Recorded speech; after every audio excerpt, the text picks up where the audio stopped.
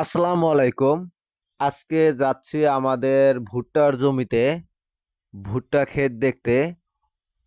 কয়েকটা দিন বৃষ্টি হয়েছে, এর ফলে বন্যা হয়েছে। আপনারা দেখতে পাচ্ছেন বিশাল বিল, চারপাশে শুধু পানি আর পানি।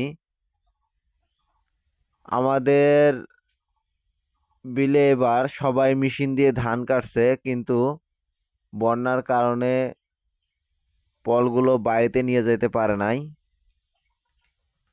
আপনারা দেখতে পাচ্ছেন ওই যে আমাদের ভুট্টার জমি, পানি উঠেছে। আমরা চলে আসলাম আমাদের জমিতে।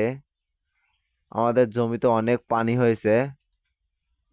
আমাদের ভুট্টাগুলো অনেক সুন্দর হয়েছে। আমাদের এই ভুট্টার জাতটা ভিন্ন। আমাদের ভুট্টা গাছগুলো অনেক লম্বা হয়েছে এবং আমাদের ভুট্টাগুলো ধরছেও অনেক উপরে, যার কারণে আমাদের ভুট্টায় এখনো পানি আসে নাই। এ কারণে আসলে অতটা টেনশনের কিছু নাই। আপনারা দেখতে পাচ্ছেন যে আমাদের ভুট্টাগুলো লাল হয়েছে, অনেক সুন্দর হয়েছে। ভুট্টা তোলার উপযুক্ত হয়েছে, কিন্তু আসলে আমরা তুলতে পারতেছি না। আবহাওয়া খারাপ, প্রতিদিন বৃষ্টি হচ্ছে।